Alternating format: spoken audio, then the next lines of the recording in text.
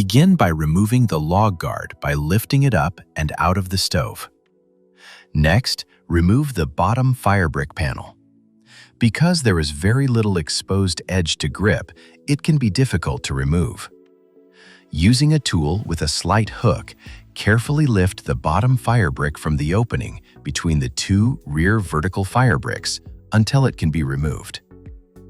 Once the bottom firebrick has been removed, remove the left and right side firebricks.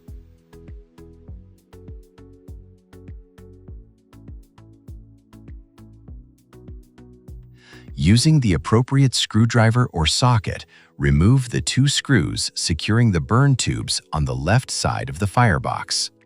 Remove the burn tubes, then carefully remove the top baffle. With the baffle removed, the rear firebricks can now be lifted out of the firebox. Reinstalling the firebricks. Reinstall the rear firebricks. Reinstall the top baffle and burn tubes, securing the burn tubes with the two retaining screws on the left side of the firebox. Reinstall the left and right side firebricks. Install the bottom firebrick panel last. Important: push each firebrick firmly against the walls of the firebox during installation.